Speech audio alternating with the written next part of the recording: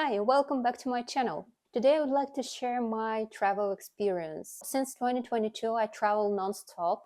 I visited 23 countries. I had 14 flights only for 2023 and around 5 flights for 2024 and more than 40 rented apartments. So I know what I'm talking about. I would like to share some tips and tricks and my takeaways from this period of slow traveling that I got acquired on my way. If you also would like to start traveling, continue watching this video till the end. And the thing that I would like to start with is, of course, the advantages of traveling. So traveling is the best experience that I have ever had in my life because it helps me to broaden my mind, to see what's going on around in the global world, to understand that this world is not limited by the society that you got used to, by the place that you were born and raised. You are getting familiar with other points of views on different situations, on different cases in our life. And I think that traveling is like the same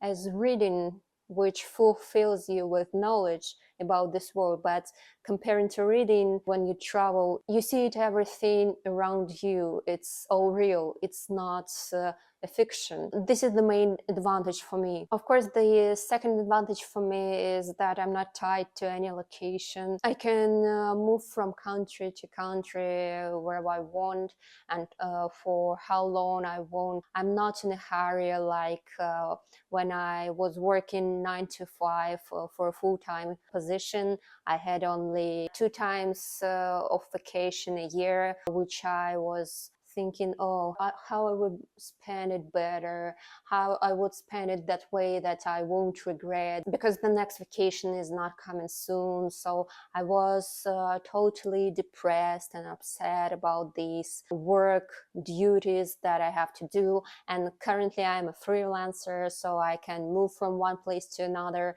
and not be tied to any location. So this is like the perk of remote work for me, but also traveling. Yeah, because when you go into vacation to just 1 or 2 weeks, you're spending all time in the hotel, going some excursions to sightseeing trips, but that's not the same as slow traveling that I've experienced in my life. And of course, what is also good about traveling is that my brain is always in motion. What do I mean here? So that I'm not stuck with any thought, all the latest efficient ideas that somehow changed my career or business life.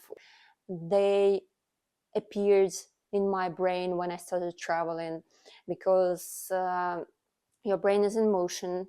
You always think of what is better to do.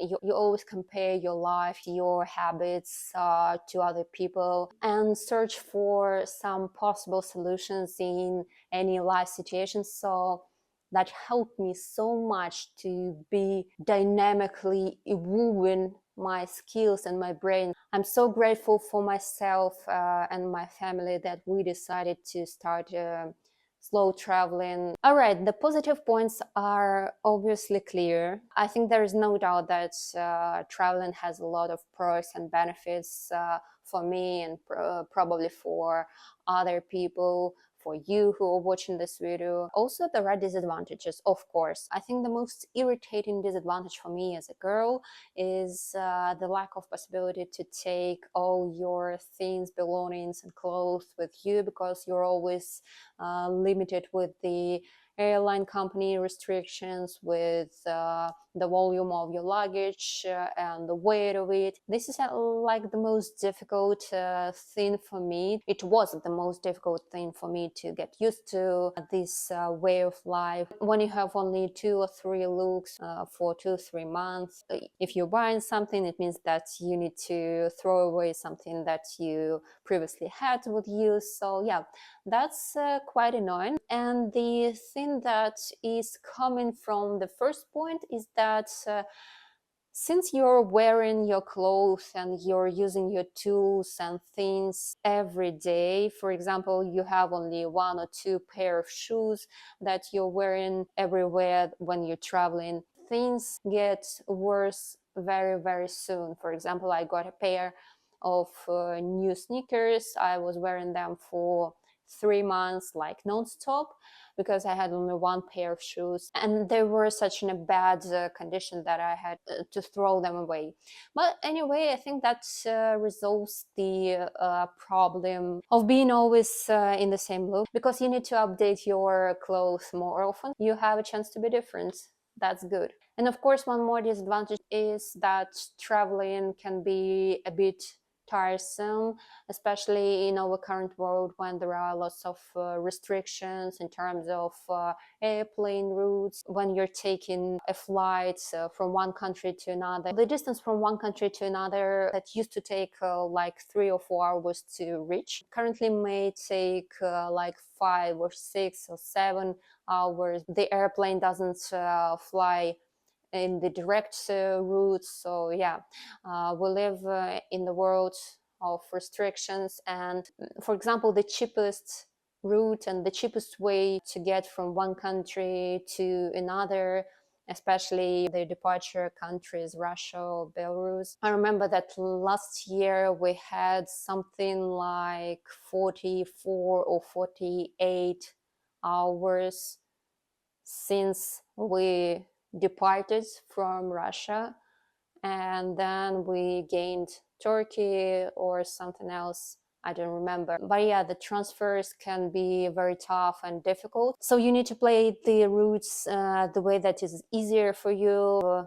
For example, if you see that there is a long transfer, maybe it's worth to book any hotel for one night to have a rest, to sleep, and then to continue your traveling, because yeah, it is how it is. But I have always thought that these kind of problem can relate to long distance traveling, like to Australia or to Indonesia. Currently, we live in such world. And I guess the last bad thing for me in traveling was until this year that when you travel, you don't have a, I call it residential timer.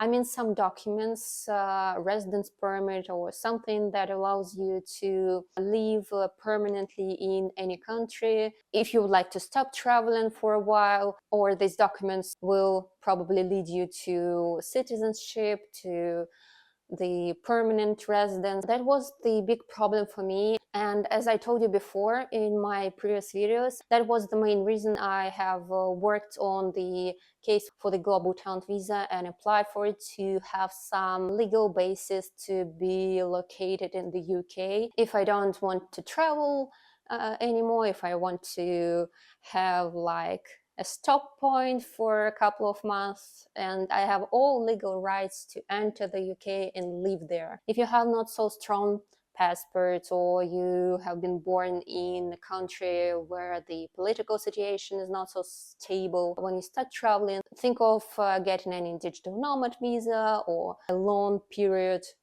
tourist visa, just to be in safe and be sure about your future. Now we're going further for my takeaways about renting accommodation. Here I would like to say that having lived in more than 40 rented apartments and hotels for the past 2 years, I can say that no matter how much you pay, chances are that you won't live in an ideal apartment or a hotel with everything functioning, with everything is set as you like, with all your kitchen appliances working, with all your, I don't know, towels, clean towels existing, and you just need to get used to it. There is no ideal apartment. If it looks like it's perfect, I believe that you can find some point that will be irritating. For example, I lived in an apartment which was looking so good and it was very spacious. It had a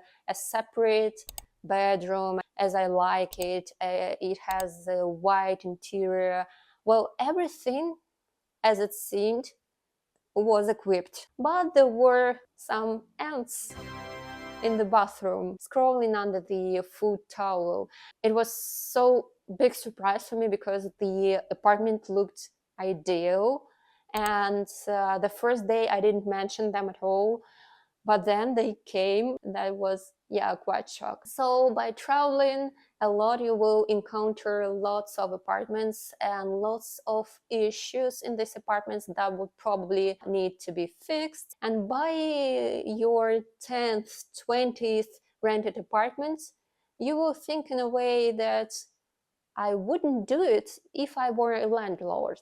So, having stayed in more than 40 apartments, currently I think that I know the perfect formula to get satisfaction from guests. It's a good experience that I acquired like passively, and I hope that someday I can invest in real estate and somehow apply it. So I think I will do my apartment the best way and the most comfortable for guests. So I'm talking further about renting accommodation and traveling. I don't regularly choose between apartments and hotels because hotels seem for me not so cozy. They quite often have like a studio space, a bed, and a small kitchen.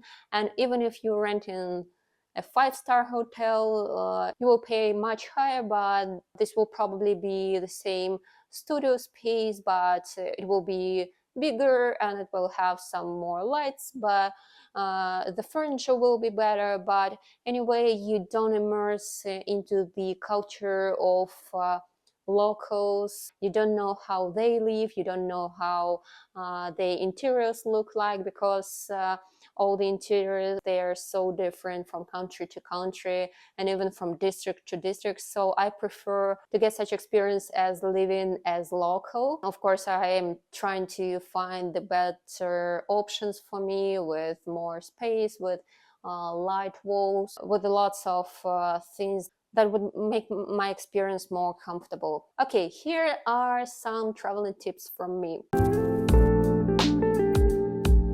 If you want to get more from your traveling, if you don't want to be in a hurry, and your work allows you to be in any location that you want, I would strongly recommend trying slow traveling. When you travel slow, it means that you are staying in any particular place for 1 or 2 or 3 months. I mean, not for 1 week as we got used to think of traveling to vacation. So you live as a local for a couple of months. You work on weekdays, you're going for a walk at nights and weekends, you are exploring this culture. You basically have more free time to get familiar with the country and with the city that you currently live in. You have the possibility to go to the next city and then get back to the place where you're staying. Slow traveling is, I think, the best option if you have a remote work or you're a digital business owner. It will make your experience much smoother and easier.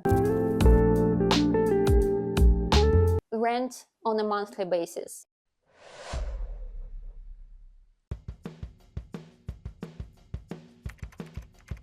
If you are renting for a short-term period, chances are you are using Airbnb. Apartments on Airbnb and other platforms are much cheaper if you rent for a month. For example, the cost of living for 2 or 3 weeks by daily count can be cheaper than you renting the same apartment for a month. You can stay shorter than for a month, but anyway, when you are booking this apartment for a month, the monthly discount is applied. So that's quite cheaper, can help you save up some money, because when you start traveling, you should understand that you will need pretty much money, and this is a good reason for saving them up. And as an option, if you would like to prolong your stay and you like your current apartment, you can personally address your hosts and agree on the same price or on the a bit decreased price without the Airbnb fee, and it will be a win-win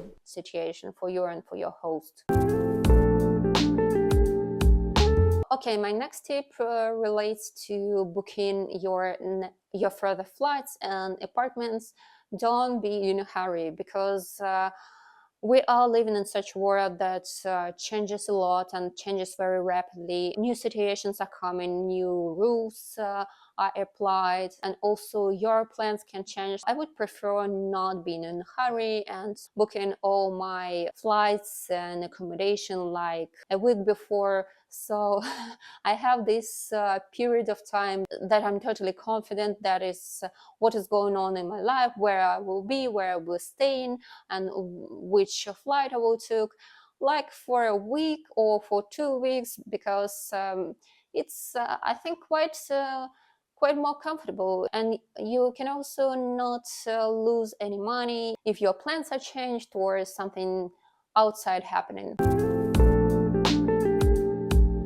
Okay, the next tip is making maps of your visited places or your wanted to go places. For this, I use Google Maps because they have such great feature to pin all your desired places in any particular location. You can create a folder or a subfolder, and I just mark all places that I read about or heard about that I wanted to visit or that I have already visited. And the best way that I can share this group of pins with my husband. You can share it with your travel buddy as well. That's quite comfortable, and in general overview, when you travel a lot in like 2, 3, 5 years, you will have the world map full of your personally visited places, of your recommendations. And I think it will be good to share these places with other people. My next tip relates to my well-being, my skin, and your skin, of course, too. No matter if you're a girl or a boy, put away all your stereotypes about gender. Your skin requires a lot of attention, especially in traveling, especially when you are taking lots of planes. Your skin dehydrates, and you need to get some travel kit with small jars for your day night cream, for your lotion, for your toner, to help your skin be smooth and hydrated, to prevent from aging. Please take care of it and don't be lazy. It's highly important. And the last tip for today: travel as much as you can, no matter how many disadvantages traveling has.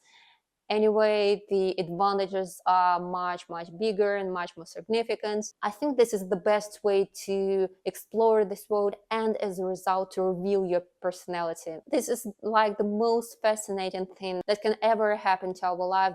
So thank you very much for watching this video till the end, and I hope I was able to inspire you to traveling, and we'll see you in my next trip. Bye.